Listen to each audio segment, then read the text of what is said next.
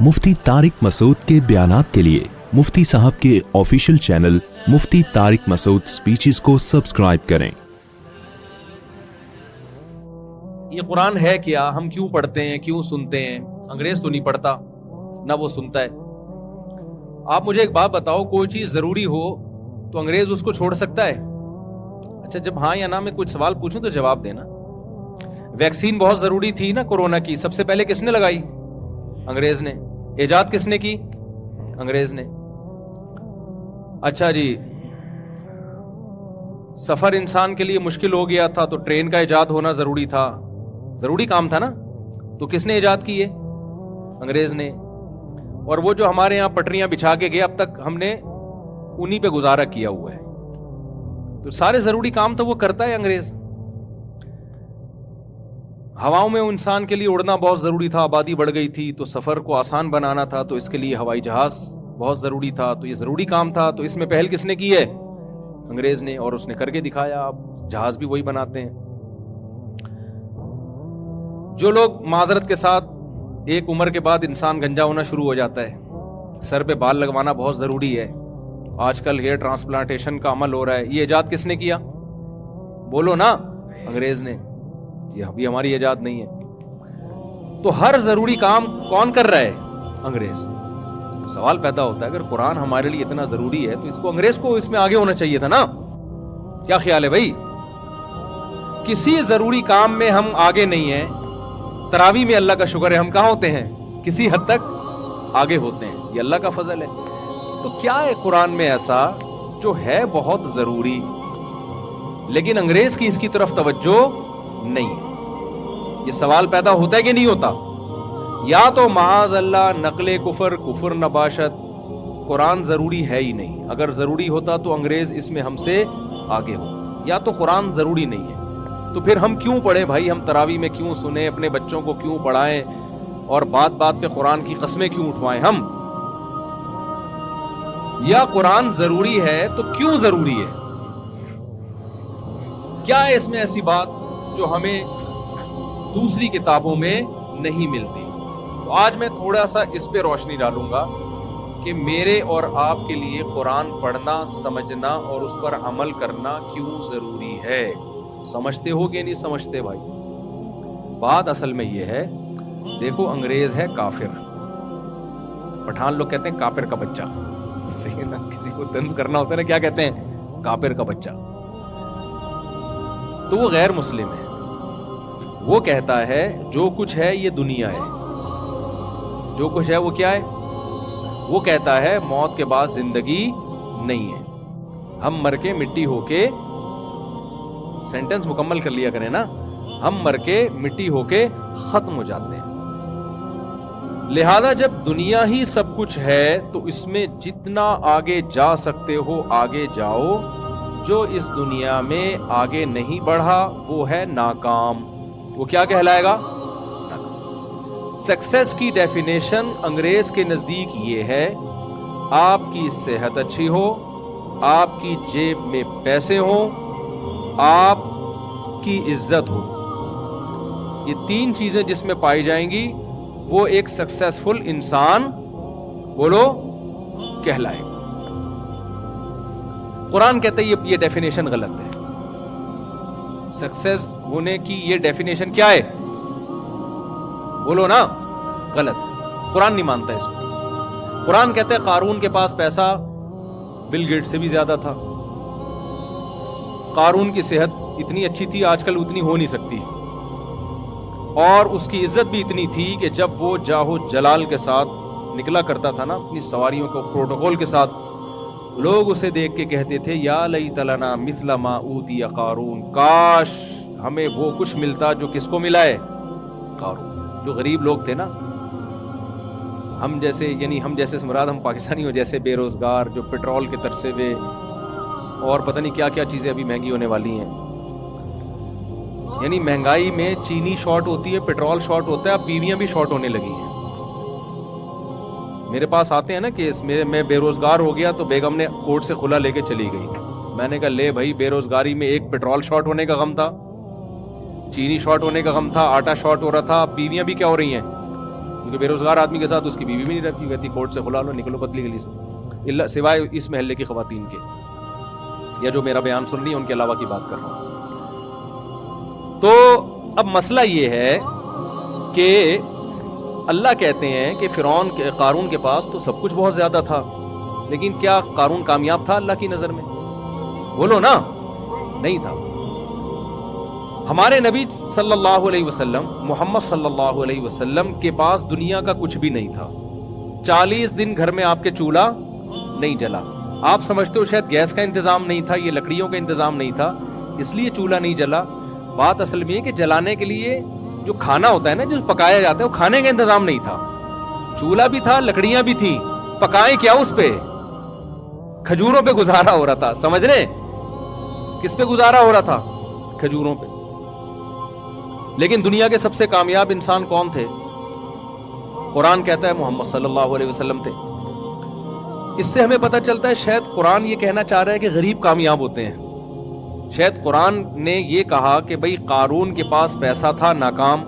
محمد صلی اللہ علیہ وسلم اور موسیٰ علیہ السلام کے پاس پیسہ نہیں تھا، اس لیے وہ کیا تھے؟ کامیاب۔ تو اس سے تو یہ لگتا ہے کہ شاید قرآن یہ کہہ رہا ہے کہ پیسے مت کماؤ۔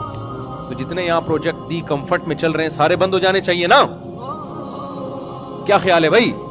لیکن نہیں، ہم قرآن پڑھتے ہیں تو قرآن نے کہا نہیں، سلیمان علیہ السلام کے پاس تو قارون سے بھی زیادہ پیسہ تھا، مگر وہ کیا تھے؟ بولے نا یار آپ لوگ، میں تھوڑی دیر بات کروں گا، میں چاہتا ہوں آپ میرے ساتھ شریک ہوں۔ یہ ہماری نا آپس میں بات چیت ہو رہی ہے، بیان نہیں ہو رہا ہے۔ تو قارون کے پاس پیسہ تھا، ناکام۔ موسیٰ علیہ السلام اور محمد صلی اللہ علیہ وسلم غربت تھی، مگر کیا تھے؟ کامیاب۔ ہم نے اس سے اندازہ لگایا شاید اللہ کی نظر میں پیسے والے ناکام ہیں اور غریب کیا ہیں؟ کامیاب۔ لیکن ایک اور مثال قرآن نے دے دی، داؤد اور سلیمان علیہ السلام کے پاس اتنا پیسہ تھا کہ قارون کچھ بھی نہیں تھا ان کے مقابلے میں۔ اور ایسے وسائل اور ایسے اسباب، ابھی یہاں کنسٹرکشن کا کام ہو رہا ہے نا، عمیر بھائی نے مزدور لگائے ہوئے ہیں، بلڈنگ بن رہی ہے۔ عمیر شیخانی جو ہمارے دوست ہیں، انہوں نے، میں دیکھتا رہتا ہوں نا، وہاں سے ٹرک آ رہا ہے بجری کا، وہاں سے یہ آ رہا ہے، وہاں سے یہ آ رہا ہے۔ سلیمان علیہ السلام ایسے نہیں بجری کے ٹرک منگواتے تھے۔ سلیمان علیہ السلام کو جب کوئی تعمیراتی کام کروانا ہوتا نا، تو قرآن کہتا ہے جنات کو حکم دیتے۔ سلیمان علیہ السلام کو نا ملکہ سبا کا تخت چاہیے تھا، عمیر شیخانی صاحب کو چاہیے ہوتا تو کیسے منگواتے؟ وہ ٹرک بھیجتے، ہوائی جہاز جاتے، بحری جہاز جاتے، اور پتہ نہیں کیا کیا ہوتا، پھر 2-3 نٹ بولٹ مل جاتے، اس سے زیادہ اس تخت سے کچھ نہیں ملنے والا تھا۔ کروڑوں روپے کا، اربوں خربوں روپے کا تخت تھا۔ سلیمان علیہ السلام نے کہا ایکم یاتینی بعرشھا قبل ان یاتونی مسلمین۔ جنات سے کہا کہ کون ملکہ سبا کا تخت 2 منٹ میں یہاں اٹھا کے لے آئے گا؟ تو ایک بزرگ تھے، ان کی کرامت تھی، انہوں نے کہا آپ پلک جھپکنے سے پہلے میں لے آؤں گا، اور یہ کہا اور تخت حاضر تھا سامنے۔ ہر چیز سلیمان علیہ السلام کو اللہ نے دی، پرندوں کی بولیاں سکھائیں، ایجنسی کا کام پرندوں سے لے رہے ہیں، مضبوط طاقتور جنات ان کے تابع بنا دیے، اور لائف اسٹائل بھی بہت شاہانہ۔ جب پیسہ دیا تو اسٹائل بھی کیسا تھا؟ شاہانہ، بہترین تاج، بہترین تخت۔ یہ جو لوگ کہتے ہیں نا کہ یہ پیسہ ہو اور رہو غریبوں کی طرح، یہ اسلام کا حکم نہیں کہ لگژری گاڑی میں کیوں گھوم رہا ہے بھائی۔ اگر پیسے ہیں تو لگژری گاڑی میں ہی گھومنا پڑے گا آپ کو۔ ہمارے نبی کے پاس پیسہ آیا تو آپ نے صبح آیا تو شام سے پہلے خرچ کر دیا، شام کو آیا تو صبح سے پہلے خرچ کر دیا، تو آپ نے غربت کو اختیار کیا۔ اسلام میں اس کی کوئی مثال نہیں ملتی کہ پیسہ ہو اور رہو غریبوں کی طرح۔ میں سمجھا پا رہا ہوں اپنی بات؟ یا تو رکھو ہی نہیں پیسہ، صبح آیا تو شام سے پہلے سارا صدقہ کر دو، پھر شام کو کھانے کے لیے روٹی نہیں ہے۔ لیکن ایسا توکل کسی میں آج کل ہوتا نہیں ہے، اور نہ ہونا بھی نہیں چاہیے، یہ اسلام کا حکم بھی نہیں ہے۔ یعنی ہونا تو چاہیے لیکن اس پر عمل نہیں کرنا چاہیے اس طریقے سے۔ نبی صلی اللہ علیہ وسلم نے کیوں کیا، اس پر ایک مستقل بیان ہے میرا، بھی یہ موقع نہیں ہے۔ لیکن نبی نے پیسہ رکھا نہیں ہے، تو شریعت اس کی اجازت نہیں دیتی کہ آپ پیسہ رکھیں اور رہیں کس طرح؟ غریبوں کی طرح رہیں۔ بے شمار پیسہ ہے اور پھٹے ہوئے کپڑے پہن رہے ہیں، پیون۔ میں نے ایسے کروڑ پتی لوگوں کو دیکھا، بھائی تیرے کپڑے پھٹے ہوئے کیوں؟ کہہ رہے نبی نے پیون زدہ کپڑے پہنے۔ او بھائی، نبی کے پاس تو پیسے نہیں تھے، صبح آئے تو صدقہ کر دیے نا، تو جو کپڑا ملا آپ نے پہن لیا۔ ہمارے پاس تو بینکوں میں کروڑوں روپے رکھا ہوا ہے، تم پھٹے پرانے کپڑے کیوں پہن رہے ہو بھائی؟ اچھا یہ پہلے زمانے میں ہم کہتے تھے کپڑے پہنے, اب جس کے پاس جتنا پیسہ ہے نا وہ کپڑے نہیں پہن رہا وہ. اب کیا ہو رہا ہے معاملہ, یعنی جتنا پیسہ آئے گا نا کپڑے مارکیٹ سے کیا ہوں گے, اسٹائل ہے بھائی. غریب لوگ کپڑے پہنتے ہیں. اب تو ایک آدھ چٹی مٹی پہن کے نا مالدار آدمی کہہ رہا ہے یار اسٹائل ہے ہمارا, یہ کپڑے وپڑے تو غریبوں کا کام ہے پہننا. خیر میرا موضوع نہ کہیں چینج ہو جائے نا, میں اس لیے ذرا کوشش کر رہا ہوں کہ وہ, یعنی مالدار خواتین کے کپڑوں پہ پیسہ بہت لگتا ہے مگر کپڑا نہیں لگتا. یعنی مالدار خواتین جو ہے نا, آپ ذرا پوش علاقے میں چلے جائیں تو مالدار اور ماڈرن جو بڑے گھروں کی خواتین ہیں ان کے کپڑوں پہ پیسہ دبا کے لگے گا مگر کپڑوں پہ کپڑا نہیں لگے گا, کپڑا نہیں ہوگا اس میں, مگر جتنا ہوگا اس پہ پیسہ بہت لگے گا. خیر تو میں یہ کر رہا تھا کہ ہم سلیمان علیہ السلام کا جب لائف اسٹائل دیکھتے ہیں تو بڑا شاہانہ لائف اسٹائل ہے بھائی. اور بات جب کر رہے ہیں نا ملکہ سبا سے جس کو اللہ نے اتنا بڑا تخت دیا, تو بات بھی ایسے کر رہے ہیں کہ جو ایک شاہانہ اسٹائل ہوتا ہے. ملکہ سبا کو پیغام بھیجا کہ انسان کی بچی بن کے چلی آ. ایک ریاست ہے وہ, ایسے جیسے آج امریکہ بات کرتا ہے. جنرل مشرف کو فون کیا تھا اور جنرل مشرف نے فوراً اڈے حوالے کر دیے نا. اسٹائل ہے نا امریکہ کا. کوئی غریب ملک اس اسٹائل میں بات کر سکتا ہے؟ نہیں کر سکتا. پیسہ ہوتا ہے, دولت ہوتی ہے, پھر اسٹائل چینج ہو جاتا ہے. تو امریکہ کا اسٹائل چینج تھا. اس نے کہا بھائی یہ جنرل مشرف سے کہا ورلڈ ٹریڈ سینٹر تباہ ہو گیا, کائنڈلی آپ اپنے اڈے دے دیں ہمیں. تو مشرف صاحب نے پوچھا کہ اگر نہیں, تو انہوں نے کہا نو کا آپشن نہیں, یہ دینے پڑیں گے آپ کو. انہوں نے کہا ٹھیک ہے سر لے لیں. اس کے بعد جب پھر وہ وہاں گئے تو 20 سال جو انہوں نے جو ان کے ساتھ ہوا, پٹھانوں کی ان سے ملاقات ہوئی امریکن آرمی سے.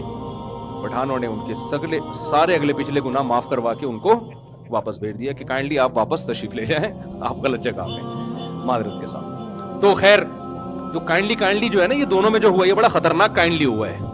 یہ وہ والا کائنڈلی نہیں ہے جو ہم کر رہے ہوتے ہیں. یہ کائنڈلی کیا ہے, بڑا ڈینجرس قسم کا کائنڈلی ہے. جیسے انہوں نے مشرف کو کہا کائنڈلی اڈے چاہیے ہمیں, چاہیے کا مطلب کیا ہے, یہ کائنڈلی ہم نے ویسے شو کے لیے لگا دیا ہے. تو جب وہ امریکہ افغانستان گیا تو انہوں نے بھی کہا کائنڈلی آپ واپس تشریف لے جائیں. ٹھیک ہے نا, تو واپس تشریف لے گئے وہ. خیر بین الاقوامی حالات میں زیادہ تبصرہ نہیں کرتا کیونکہ ہم تو غریب لوگ ہیں. امریکہ نے ایک دفعہ میرے اس بیان پہ مجھے کائنڈلی کہہ دیا تو میں پھر برداشت نہیں کر پاؤں گا. ٹھیک ہے, تو اب مسئلہ یہ ہے کہ ہم دیکھتے ہیں کہ سلیمان علیہ السلام کے پاس دولت اور ملکہ سبا سے جب بات کر رہے ہیں, ایک خط بھیجا اس کو کہ اللہ کے نام سے شروع کرتا ہوں, اللہ تعالی علیہ واتونی مسلمین. آپ سورج کی عبادت کرتے ہو, یہ صحیح نہیں ہے. It is not appropriate for you. یہ بالکل بھی مناسب نہیں ہے کہ اللہ کی کھا کے, اللہ کی نعمتوں سے فائدہ اٹھا کے عبادت کس کی ہو رہی ہے, سورج کی. بڑی پاورفل ریاست تھی لیکن اس کو بولا کہ آپ تشریف لے آئیں فرما بردار بن کے. ملکہ سبا نے انکوائری کے لیے لوگ بھیجے تو پتہ چلا یہ تو بڑے پاورفل ہیں. سلیمان علیہ السلام نے دھمکی دی کہ پہلا پیغام میرا آرام سے گیا تھا, دوسرا پیغام نہیں آئے گا, میری فوج آئے گی اور اب بندی بن کے آرام سے چلی جاؤ. تو یہ اسٹائل کس کا تھا, سلیمان علیہ السلام کا. پاور بھی تھی, جب پاور ہوتی ہے تو اسٹائل یہی ہوتا ہے.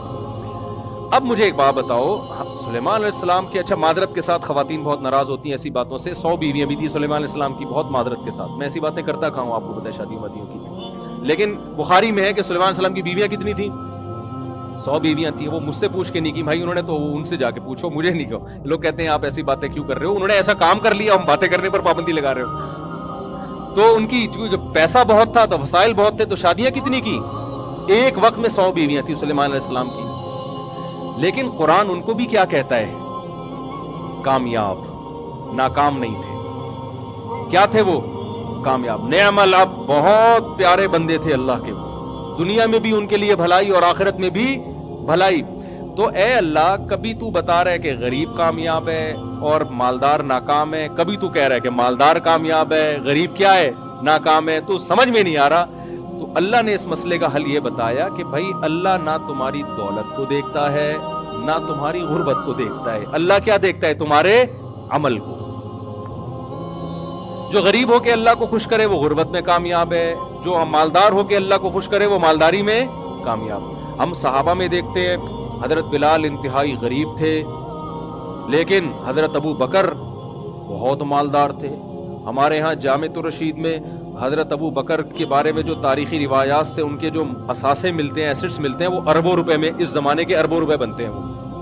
حضرت عثمان اتنے بڑے تاجر تھے کہ 400 گھوڑے ایک ٹائم پہ انہوں نے صدقہ کر دیے, گفٹ کر دیے.